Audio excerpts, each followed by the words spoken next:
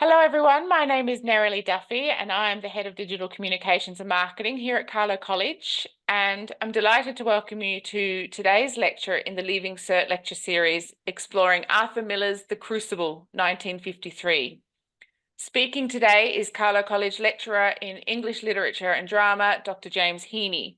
James's research interests lie in the literature of the Irish Revival, modern Irish women's writings, and comparative literature studies. And his teaching is concentrated in the areas of European and world drama, modern Irish writing, and creative writing.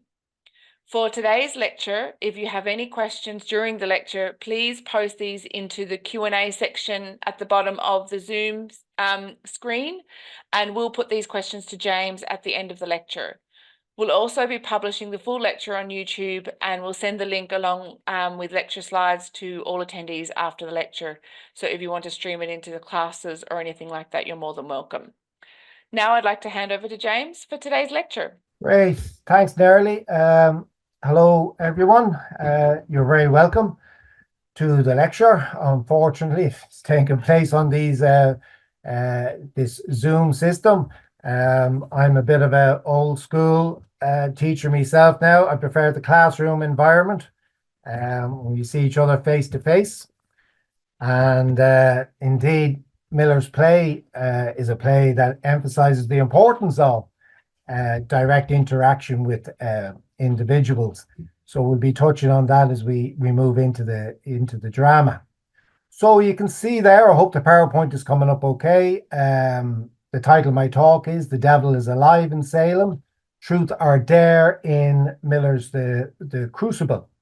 And so what I'm interested in respect to that title is, of course, really relates to the central theme of the play, the idea that this town or village, really, as it was merely of Salem in the late 17th century, the play is set around 1692, was supposedly a repository of witchery, as it's referred to in the play. And a lot of people, of course, took this idea incredibly seriously, and it had the most awful consequences for those who were accused of being involved in it. And so a lot of the drama centers around individuals accusing others of being involved in witchcraft, and conversely, individuals who are accused attempting to state their innocence of the crimes, which, as Miller has noted himself in several interviews and in writings about the play, was an incredibly difficult thing to do, given what Miller has called the circular logic that related to accusations of witchcraft and the manner in which they were dealt with by the judicial system, I suppose you could call it at the time, represented by primarily by Deputy Governor Danford in the drama. So I think this is an incredibly interesting idea, and particularly in the context of theatre, of dramatic performance. And it does so at a number of levels, I'd suggest, as we move into the play today. But what I'm attempting to do, or what I really want to do, is first of all open up the drama to you a little bit. I'm going to assume that you've all read the play and that you're all familiar with it, and hopefully possibly seen one or two film adaptations or even television series of the drama, which can be very useful. I mean, as I always say to my students here in Carlow College, the first thing you have to understand about a work of drama is, really any work of drama, is how you differentiate it, how drama is differentiated from other forms of literature. Indeed, some theatre practitioners would maintain drama isn't a form of literature at all. But leaving that kind of theoretical question to one side, drama certainly is distinctive. And it's distinctive in this sense that if it is going to be called literature, it's literature that isn't intended to be read, but intended to be performed. And so this is really one of the key aspects that we need to bring to our analysis of all drama, but I think Miller's play, The Crucible, as well, in particular, because a lot of the power of this drama centers on the idea of performance itself. This isn't just a play that involves performance, is what I'm saying. It's a play that also kind of stages performance. And so, what I mean by that is characters are frequently very aware of the fact that they are performing. Not in a play by Arthur Miller, of course, but in many of the scenes, and particularly those scenes that, say, in Act 3, that take place in explicitly in a courtroom environment. A courtroom is a kind of a performance environment. And the characters, such as Abigail Williams in particular, obviously, are performing as individuals who have been the victims of witchcraft to the court. Danford and John Hale, for the Reverend John Hale, for example, becoming in effect their audience. And if they perform effectively, then they're going to escape with their lives. So it's a very interesting play operating on kind of two levels in that respect, if you like. So this is one of the key ideas I'm going to kind of tease out in the next 40 minutes or so. And we'll also look at the issue in its historical context. And again, the historical context of this play really operates in a range of levels as well. First of all, the play is set in 1692 in Salem, this village in Massachusetts, centers on one of the Puritan community, which Miller notes in his introduction to the drama. It existed really a mere 40 years prior to the outbreak of supposed witchcraft in the town. And of course, this was an actual historical event. It did actually occur, and there were characters, individuals rather than characters, such as Abigail Williams and John Proctor and Elizabeth Proctor and Giles Curry and most all of the main characters that we see in the drama. So I always say to my students here, when you're studying a work of literature, a work of drama, a novel, a poem, whatever it might be, your first task as a student is to know the text. So the play's the thing, to paraphrase Shakespeare's Hamlet. But you know the text well, but of course then you're anxious also that, I could be asked 1,000,001 different questions about this play, leaving Cert context or whatever it might be. So there's two kind of coordinates that can really help a student have confidence about their knowledge of the play and their ability to answer unseen questions in an exam environment. And the first of these is historical, or the first one I'll say is the artistic context. So how does the work of literature that you're writing about function as a play or as a novel or short story or a poem? If you can write about the particular generic features of the work of literature that you're referring to, so you write about a poem as a poem, a novel as a novel, or a play as a play, then you're operating at a significantly higher critical level than somebody who writes about poems in the same way they write about novels or plays. They're just focusing on themes and characters, on plot development. And that's legitimate. Of course, you have to do it. But if you want to, as I say, raise your critical game a little bit higher, you can show an awareness or demonstrate an awareness of of what is it that makes that poem poetical or makes this drama dramatic.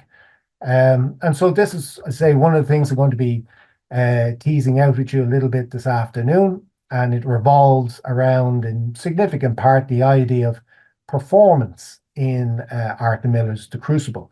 But the other context then is historical context. Um, so if you have some knowledge of art, if you know the play or the poem, the work of literature, and you have some knowledge of its kind of artistic significance, how it operates in whatever genre, literary genre it's written in, and also some idea of the historical context, uh, both in terms of when the work of literature was written, published, and also when the work of literature is set. For example, Miller's The Crucible, of course, was, well, he wrote it in 1952, 1951, 52, and it was first produced on in Broadway in Miller's own home city of New York the following year in 1953 to really significant acclaim, and it's gone on to become one of the greats of American and indeed world theatre. So that's one context, one historical context. But of course, the play isn't set in New York and isn't set in the 20th century. It's set in Salem, Massachusetts, with a Puritan community. You've just arrived there into Salem, approximately, as I said, 40 years ago. And that's just as important, arguably more important, historical context for the drama. So if you have some knowledge of both of those contexts, artistic and historical, you're never going to be facing a question that you feel, I don't know where to start here, or what to write, because there is no question that you can ask of any work of literature that artistic and historical context aren't relevant to. So that can be reassuring, especially as you're facing into a leaving cert, to know that you've got something in the bag there that will prove useful, will prove helpful to you in the exam context. You probably won't get a whole answer out of historical context or artistic context, but you'll certainly be able to make some use of them, so you won't have that dread feeling of, where do I start on this page? Right, so let's get into things a little bit. Hopefully now see, do these PowerPoints work? That's yeah, Arthur. Okay. Right, sorry, bear with me there. Yeah, Arthur Miller, that's our man there on the left, born in 1915. Yeah, 1915, died in 2005, I think it was. So relatively recently. A quite prolific writer. Wrote over 35 plays.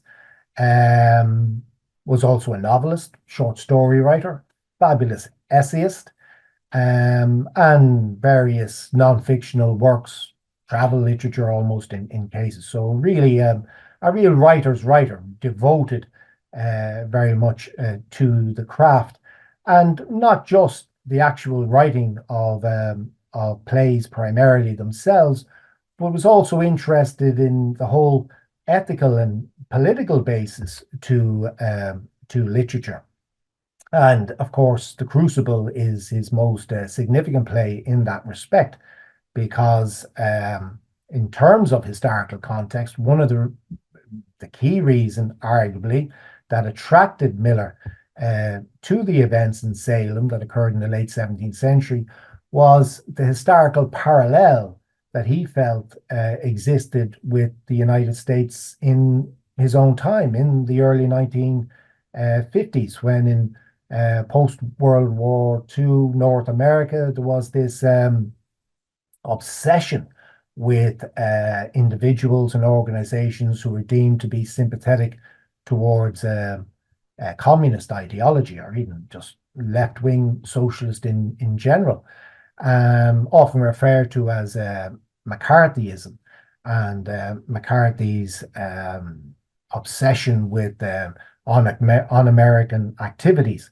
And of course, Miller himself was brought up against the McCarthy investigations, and was found guilty of being a fellow traveler, if you like, of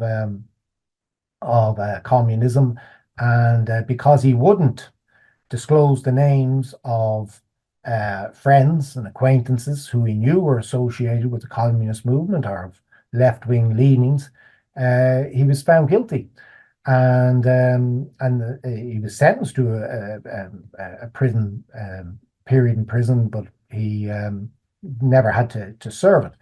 And he was socialist in terms of his political leanings, and communist for a while, but not always so. Eventually, the actions of Stalin in the USSR just disgusted him in effect, but always a left-leaning writer. And it's not directly connected to his socialist sympathies, but he always had a deep understanding as well of the importance of literature as a means of kind of exposing or expressing unpalatable social and political truths, realities. And as I say, The Crucible is certainly a play that does exactly that. So, as I said, he wrote across a range of genres, but he's particularly noted as a dramatist, and a number of his plays. I've kind of probably got the main ones here. Other scholars might add a few more of his plays to this, but certainly his All My Sons, his first classic work in 1947, is a play that's still produced regularly. It was produced in Ireland here just a couple of years ago. Subsequently, he wrote Death of a Salesman, possibly his most famous play. They maintain that there's never a time that drama isn't being performed someplace in the world, in some language. It's been translated into many languages. And a few years later, he wrote The Crucible, which was first produced in 1953, as I say. And A View from the Bridge, one of Miller's own favorites of his dramas, and another classic of modern American theatre. So he didn't always get the critical recognition that he deserved, but it's certainly the case that you can't even understand modern North American drama without reference to the works, the plays of Arthur Miller. So, right, we have a large cast in The Crucible, and we're going to move through many of these characters in terms of our analysis as we go through them. I might come back to that character list as we do so, just in case the references get a little bit confusing at times. But let's start with the title of the play itself. So The Crucible, a crucible. What does crucible mean? Well, there's kind of a range of significations, but certainly the meaning of the word that relates most closely to the terms of Miller's play is the idea of a crucible as a severe test or trial, or a very challenging experience. And certainly Miller's play is full of challenging experiences, tests, and trials. Indeed, the third act of the drama, as I mentioned already, actually takes place in a makeshift courtroom and takes the form, therefore, of a trial. So it's a courtroom drama at that point. But I'd suggest even other of the acts in the play, even when we're in John Proctor's house, he remarks himself at times that, gee, in terms of his interactions with his wife Elizabeth, that he feels that he's entering a court when he arrives home, largely on account, of course, of his affair with Abigail Williams, his wife's servant or helper in the household, which Abigail has gone out of the house, of course, by the start of this drama, and she's living in her uncle's home, Reverend Paris. But John Proctor feels that his wife Elizabeth still hasn't forgiven him for the affair, and that he's constantly under interrogation by her, and she doesn't trust him at all. So there's a question around not just his faithfulness in terms of the affair, but also his truthfulness as an individual, and that kind of comes across very strongly in this almost interrogatory type conversations that they have with each other. At least that's John Proctor's perception of the situation. So the idea of a courtroom, the idea of a trial, people being under investigation, being put under pressure to tell the truth or face the consequences, animates the whole of the drama, I'd suggest. Indeed, I think it wouldn't be an exaggeration to say that this play turns on this issue, the issue of truth-telling, lies, and the consequences of taking either course of action. All the key characters in this drama, we could say, Abigail Williams, John Proctor, Reverend John Hale, the magistrates of the court, Deputy Danford and the like, even Elizabeth Proctor, a woman who, like George Washington, cannot tell a lie, supposedly, are at one point or another in this play implicated in a very serious, dangerous game of truth or dare. Tell the truth or face the consequences. And the consequences vary according to the character and the situation in the drama across its 4 acts. It might be death. In the case of John Proctor, nurse Rebecca Nurse Giles Corey, Elizabeth Proctor herself, of course, are the loss of reputation and livelihood, possibly. If this dilemma arises, as I say, most obviously in Act 3, when we're actually in a courtroom setting, but is evident from the very opening scene of the work. So the work itself, as we see on this PowerPoint in terms of settings, we begin. Now, I'm just going to small that for a second. Hopefully it'll come back. Act 1 is set, a small upper bedroom in the home of Reverend Samuel Parris in Salem, Massachusetts, in the spring of the year 1692. In Act 2, we move to the common room of John Proctor's house. Act 3, the vestry room of Salem Meeting House, the vestry room being a changing room, basically. And then the ante room of the general court, which is a kind of an entry room to it. And then Act 4, we're in a cell in Salem that autumn. I'm going to try and bring back up my. I think that's it. Narrowly might tell me if it isn't.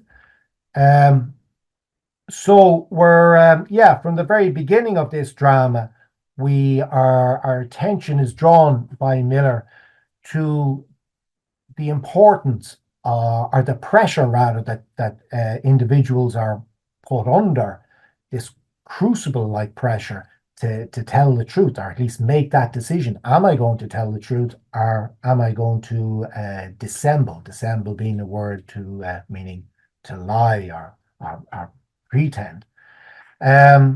So in the opening scene, we see, as you know, Reverend Samuel Parris praying and weeping at his young daughter's bedside. Betty Parris is lying there in a trance, apparently in a trance, from which he can't awaken her. Tituba, the black slave girl that Parris brought back to Salem from his time in Barbados, enters and he chases her away angrily. Then Abigail Williams, whom the stage directions tell us, Miller informs us, this is how she's described, as a young woman, she's 17 years old, who has an endless capacity for dissembling. So, at least as readers of the play, not necessarily as audiences, although presumably we pick up on that quality in the character in the performance itself. But as readers of the play, we're warned before she opens her mouth that this is a character who lies constantly, dissembles, so can't be trusted. So dissembling, as I say, meaning to disguise or conceal the truth. So Abigail enters the room, and then we learn something, a little bit of the backstory of the play, the events that had happened the previous night. Abigail and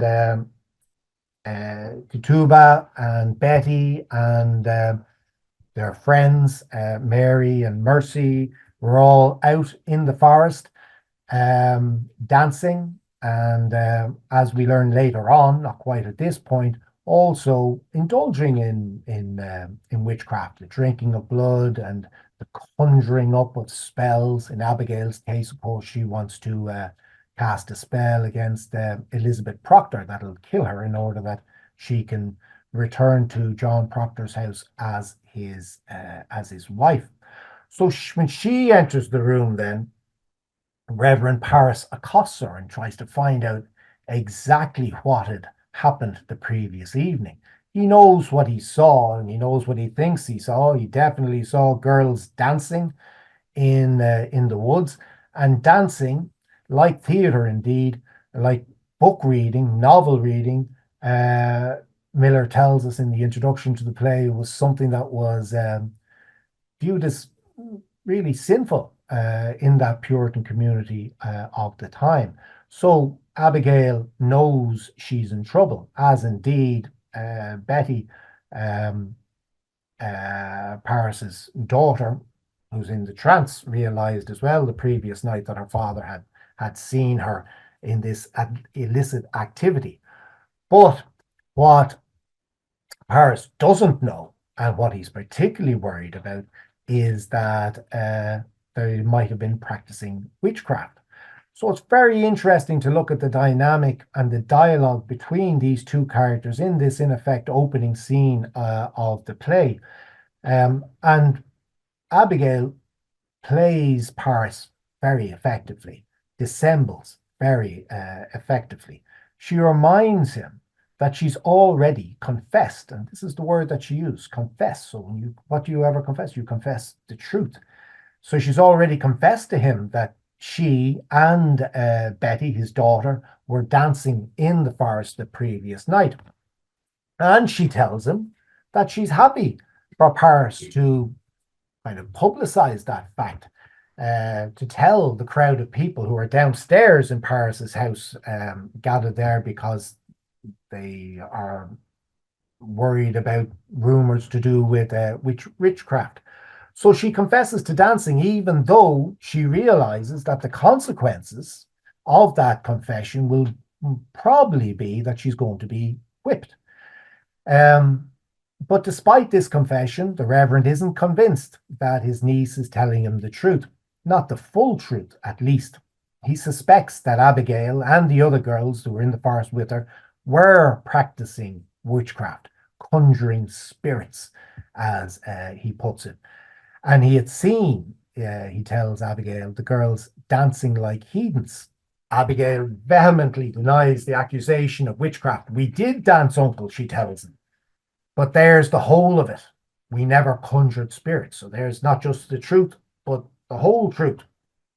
But the Reverend then counters by telling her, well, I saw a dress lying on the ground, and he thinks he saw somebody running naked through the trees. So whatever about dancing in a Puritan context, dancing naked in the woods is an altogether more serious crime stroke sin. And they were the two things really, because this community was the alignment between religion and state, church and state, if you like, was singular, and they made no apologies for that. So a crime, a sin, really almost synonymous type terms at the time. So tell me true, Paris insists, like a prosecutor or a judge in a trial. Were you conjuring spirits? And Abigail swears that no one was naked and that no spirits were conjured. It was just a bit of sport, she insists, just a bit of crack that maybe got a little bit out of hand. Now, she's lying, of course. She isn't telling Paris the whole truth. We subsequently learn this, although again it comes down to the matter of performance. We might, have guessed this in the manner of the actress playing the part. And Abigail also lies to her uncle here when he interrogates her in this scene as to the true reason why she was fired from her job in John and Elizabeth Proctor's home. Um, he has heard rumors that there was, something illicit he doesn't mention sexual nature, but that's the implication of it. But Abigail insists, no, my name is White, and no reason to blush, to feel in any way embarrassed about why I had to leave the employment of the Proctor. She maintains it was just because Elizabeth Proctor wanted her to be her slave, and she wasn't prepared to do that. And then Abigail, we see, lies again when Betty revives or awakens from her trance. I told your father everything, she insists to Betty at this moment, everything that went on in the forest. But Betty, who apparently was listening to the conversation, accuses Abigail of lying. She didn't tell her uncle that she had drank blood in an attempt to conjure a spell to kill John Proctor's wife, Elizabeth. So right from the get-go of the play, we're seeing the extent to which the drama hinges on various versions of events and, more importantly, truth-telling, are lying. And when John Proctor then enters the house, he claims he's come to see to Paris's house to see what all the rumors about witchcraft are about. But Abigail doesn't believe him. She thinks the real reason that he's come to the house is to see her. And in truth, he doesn't really deny this. Um, and it is probably unlikely that John Proctor would be swayed by rumors in the village to go into Paris's house. He doesn't strike us really as that kind of a man. So maybe he has actually come to see Abigail at this point. It's not certain, but it's a possibility. And if that's the case, well, then we see John Proctor, arguably the hero of the play. Certainly by the end of the drama, he comes across in that light. He's not above lying either. And he's a man, we learn subsequently, who's very conscious and very careful about his reputation. So again, from the opening scene of the play, it isn't divided into scenes as such. We only have these 4 acts, but in terms of characters coming on and off stage, there are, in effect, scene divisions. So from the opening scene, we're seeing how the action revolves around these, what I describe as almost crucible-like moments in which characters must decide whether to tell the truth or to dissemble or to lie. And of course, some of this lying in the play isn't even verbalized. Often it takes the form of silence. Thomas Putnam, for example, this wealthy resident of the village of Salem, he's very keen that Hale, or Paris rather, should accept that there is witchcraft going on in Salem, and Paris is reluctant to admit that. And neither man is kind of taking the stance that they take in relation to witchcraft and as a matter of principle. As the play progresses, and indeed with Paris, we kind of see it from the very beginning, we come to learn that both of these men have their own agendas that are tied into their position in Salem, their salaries, even their standing in the community, and they're not admitting these. So there's a kind of a lie of silence that animates their characters. And this is again something that Miller is particularly interested in.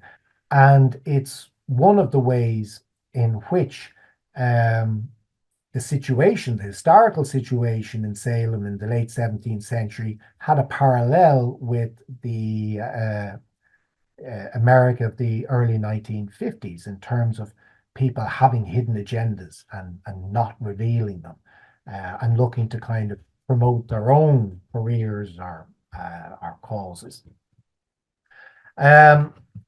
Sometimes as well, so we've seen lying can take the form already of just verbal lies, untruths. Lies can take the form of silence in the play. One of the most interesting ways in which lying operates in the drama, though, and one of the ways in which the theme kind of relates to the Crucible as a drama, as an actual performance, concerns the manner in which lying sometimes takes the form of action, stage action, rather than actual words.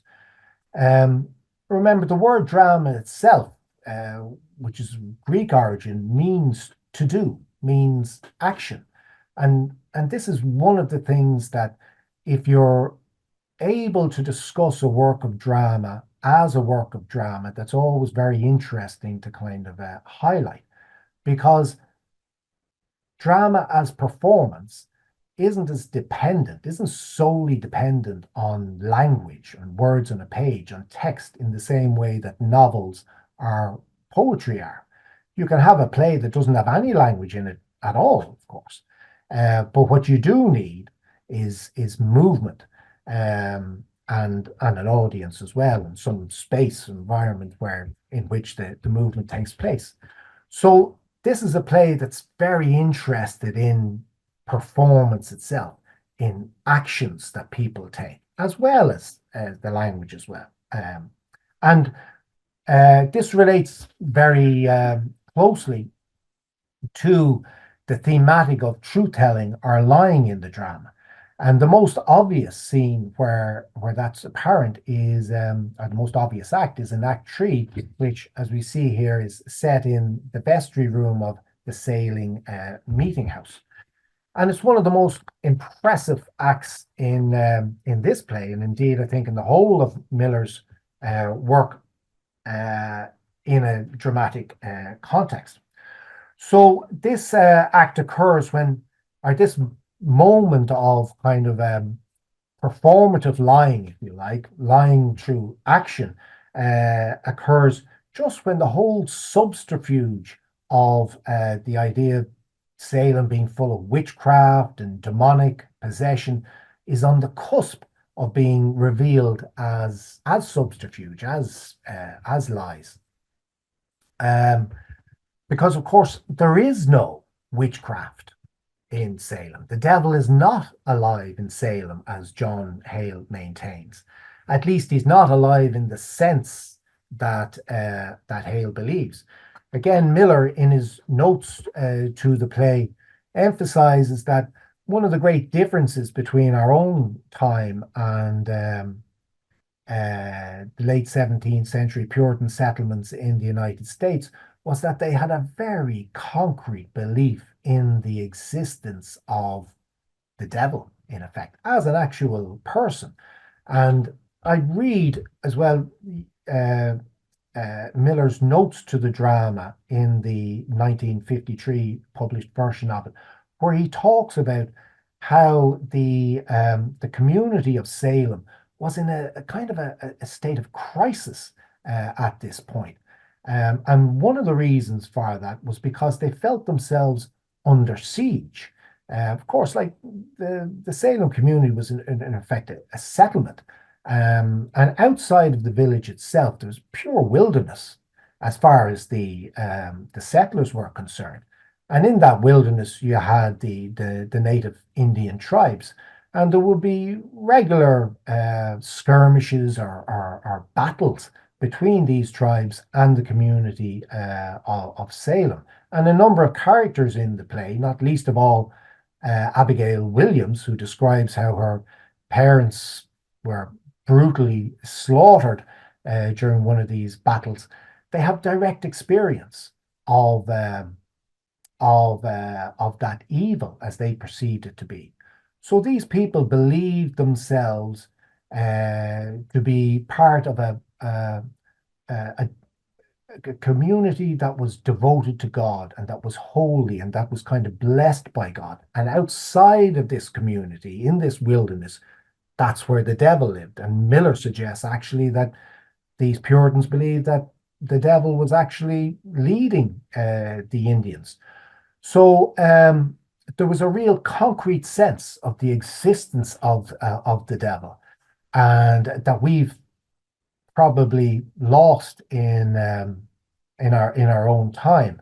Um, but this is relevant to the drama because it helps to explain the ferociousness of the response to the rumors of witchcraft at the time. Um, this was plausible. It seems unbelievable to us today, hopefully, that people, magistrates, courts, respectable, upstanding, supposedly citizens would engage in these kind of accusations and patently ridiculous to us claims of good people like Rebecca Nurse being possessed by the devil. But we need to kind of situate ourselves back in that era and in that particular social and political milieu and the sense of a people kind of under siege as they were feeling. It's not to justify what they did in any respect, but it's to try and understand it a little bit. So in Act 3, we see the amazingly clever and devious Abigail and her acolytes are just about to be exposed for what they are, for liars who have been pretending merely that they've been bewitched by the devil or the spirits that the devil has entered. So I'm just going to bring up a text here that I think illustrates this. Okay, so we see here that we're present in the court. Elizabeth and Proctor have John Proctor have insisted that Abigail is lying, and just as Danford is starting to waver in his belief that Abigail is actually telling the truth and that she was possessed by spirits, and not just Danford, but also John Hale, the same. We see here Hale, he marks to Danford, excellently, it is natural to tell a lie. He's talking about Elizabeth, who's just lied, the woman who would never tell a lie to save her husband's reputation. She's denied that he had an affair with Abigail, and so that condemns, in effect, her husband, although she didn't. She meant it to do the opposite, of course. And then Hale steps in and he maintains that Elizabeth's lie was natural to tell. I beg you, he says to Danford, stop it now before another is condemned. I may shut my conscience to it no more. Private vengeance is working through this testimony of Abigail's. So he's seen through her. And he remarks, so Danford replies, she spoke nothing of lechery, and this man has lied. Hale, I believe him. And pointing at Abigail, he remarks, this girl has always struck me as false. And then how does Abigail respond to this? So she's just starting to lose a bit of control of the situation within this courtroom. And she responds not by denying the allegations explicitly, but instead by performing an actual possession. Abigail, we read, with a weird, wild, chilling cry, screams up to the ceiling. You will not. Be gone, I say. Danford, what is it, child? But Abigail, you see, we have a lot of stage direction here precisely because it isn't about the dialogue, it's about the action on stage, the movement on stage, the performance of Abigail in the courtroom at this point. So this is the dramatic quality of the text becoming apparent to us. So what we have to do as readers of the drama script, which is really just a kind of a blueprint, if you like, for the performance itself, is to imagine what's actually occurring in the courtroom and how Abigail is moving. So we read that she, pointing with fear, is now raised up her frightened eyes, her awed face towards the ceiling. And then the other girls start to mimic her. And now Hawthorne, Hale, Putton, Cheever, Herrick, and Danford do the same. What's there? He lowers his eyes from the ceiling, and now he is frightened. There's real tension in his voice. Child, she is transfixed. With all the girls, she's whimpering, open-mouthed, agape at the ceiling. Girls, why do you?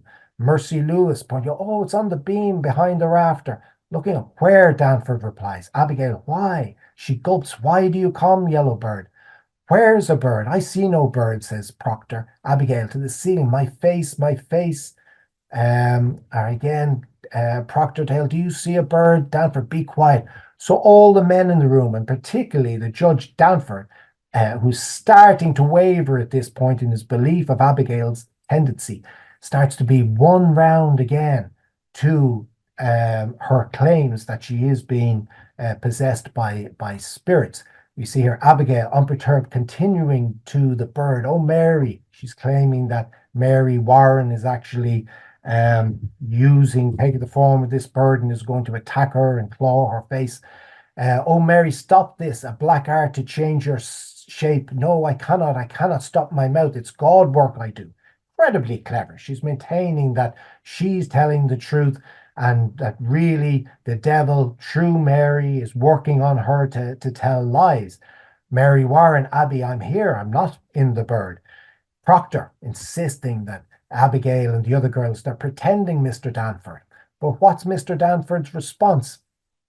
Danford to Mary Warren, why does she see this vision? So he's convinced he's won over by Abigail's performance. He believes it. Mary Warren even tells him she sees nothing. Abigail continues to perform. And Danford, horrified, Mary Warren, draw back your spirit out of them.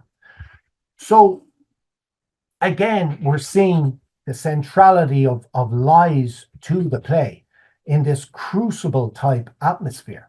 But it isn't a kind of a literal lie at this point. It isn't a lie of silence, as we were saying earlier on, a lie that kind of hides one's true motives. It's a performed lie. She enacts a scene, and she doesn't just act in it. She writes it, in effect, improvises it there in the court, and also directs it. She gets the other girls. She knows well how that they're going to row in behind her. So incredibly astute, incredibly clever, and it gets her out of one of the most difficult, arguably the most difficult situation she finds herself in the whole drama. So she performs her lie. Right, let's kind of turn a little bit towards the central character in the drama. Again, Miller, in the notebooks that he took when he was writing this play, he actually journeyed to Salem to conduct research into the Salem witch trials and find out exactly what was going on.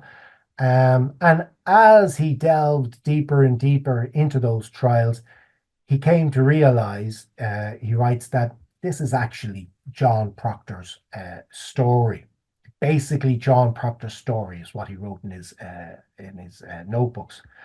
And Proctor, as I said earlier, is often thought of, oh my God, look at is often thought of as the hero of the play, the man who does his utmost to expose the supposed possession of Abigail and her fellow accusers as a fraud, and who highlights the unfairness of the whole judicial system.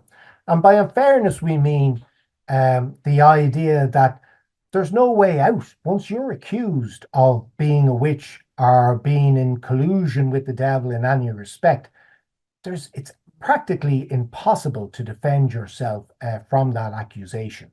And we have a number of examples in the play where John Proctor and John Hale at points point that out to Danford, that how are you supposed to defend yourself? And Danford's response is famously that witchcraft is a invisible crime.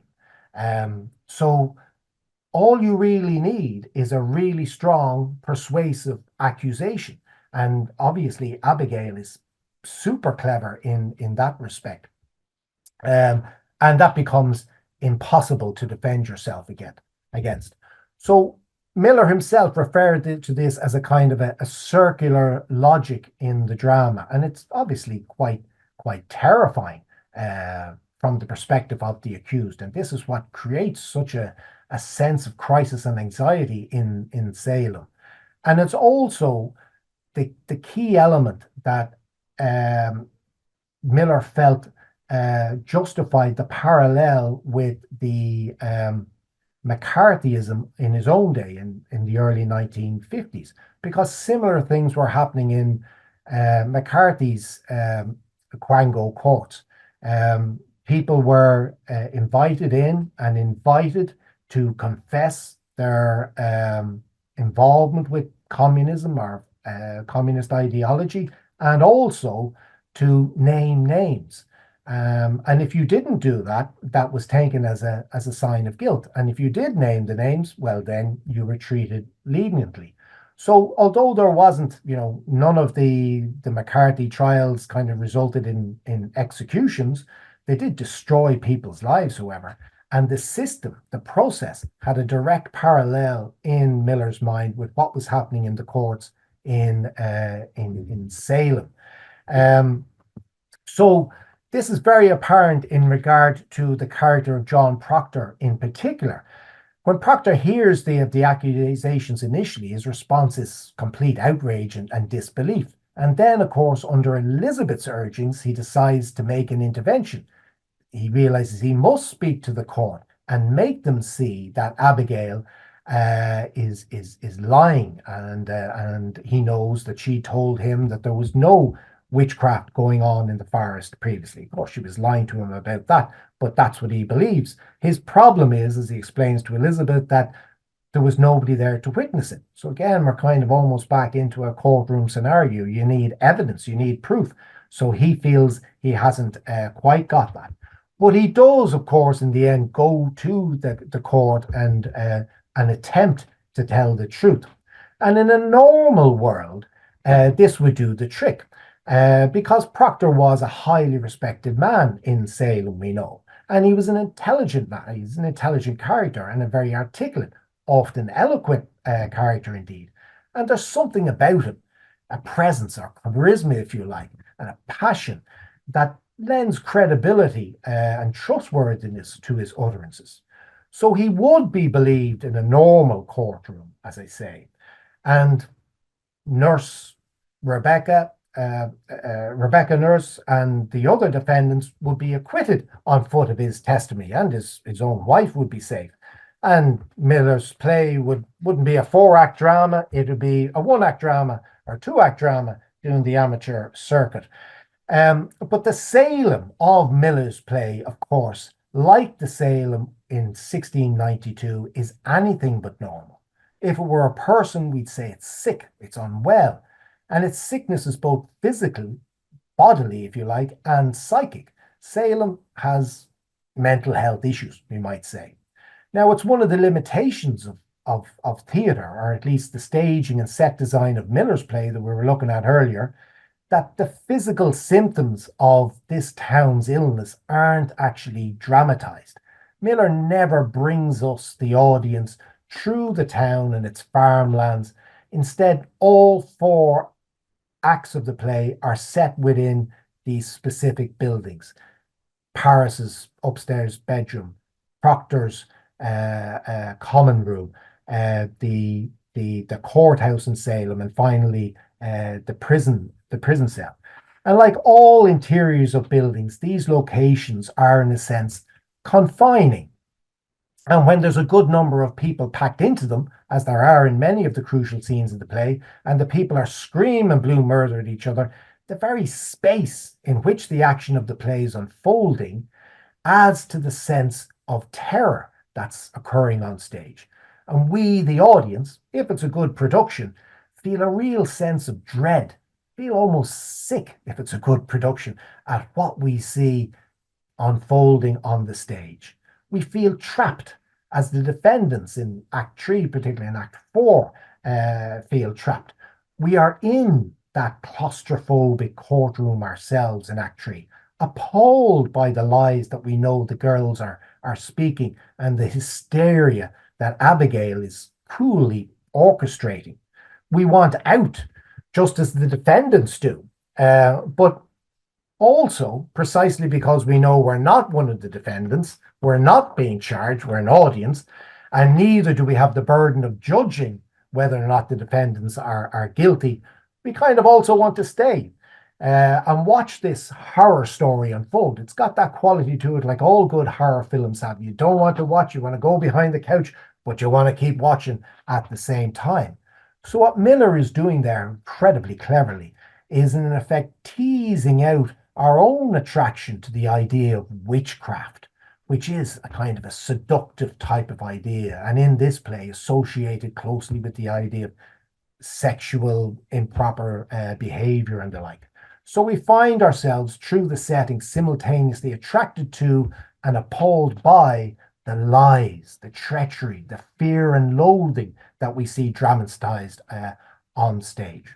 So, as I say, the sets in this play aren't just location where the action of the drama unfolds, they're actually almost like characters in themselves. They have a presence and they contribute to the action of the drama. They help to drive it on. But every play has its strengths and limitations, like every character in a play.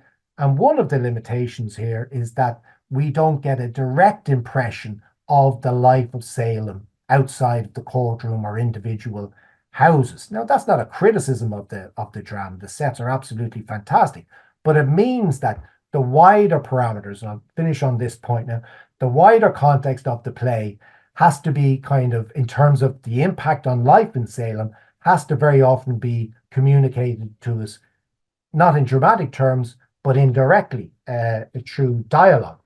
But it's crucial to remember that that although Miller emphasized that this is primarily John Proctor's story, for Miller, any individual conscious, he's a socialist thinker, we're all political animals, we're all social animals. So the individual conscience always operates within that broader social framework. And what interests Miller in this play is not the story primarily of John Proctor. That's used to kind of explicate a wider social and political dilemma that's unfolding in Salem at this time. It's just that audiences were attracted since the ancient Greeks to the idea of a tragic hero, and that is certainly what Proctor is by the end of the play. A man with a flaw, but a man who's attempting to realize his flaw and find some redemption out of it, which he discovers, of course, or realizes only through his own death. So for Miller, the play is operating, if it's a successful production, at two levels. It's an individual man's dilemma, but at the same time, we're constantly aware that this is a communal story of a town that is going through some sort of psychic crisis, if you like. And it's that psychic crisis and the idea in which people can turn on each other and thereby revealing the fragility of what we call civilization. What did the Chinese used to say? Civilization is a clearing in the forest. That's what this play suggests to us. And that's not something that's restricted to the terms of Salem in 1692, or indeed America in the 1950s. It has resonance in our own societies today. We only need to look at what's happening around the world or recent elections. Civilization, Western civilization, the idea that we're the good guys, and that we stand by each other, and that our communities are built on a sense of fraternity and equality and freedom. All of those ideas, as central and as important as they are fragile political constructs. And a drama like The Crucible brings home to us just how easily they can be wiped from the table when people start believing in these lies and accusations without any kind of rational basis to them, or without any means for those who have been accused of crimes, of political crimes or witchcraft crimes or whatever it might be, any means to actually defend themselves effectively from those accusations. So I better finish there, I think. Thanks to everyone who joined us today for the lecture, and a special thanks to yourself, James, for a really insightful lecture there. If anyone has any questions, you can pop them into the Q&A box just quickly now. Otherwise, you can pop them also up onto the YouTube feed when it goes live there, and I'll put the questions to James and we can comment on there also. Our next lecture will be in the new year on the 20th of January, and we'll turn focus onto the classical studies and ancient Greek philosophy. This lecture will be delivered by Dr. Noel Kavanagh, a lecturer here in philosophy, and is open to 5th and 6th year students and teachers, and you can register on our website at carlowcollege.ie.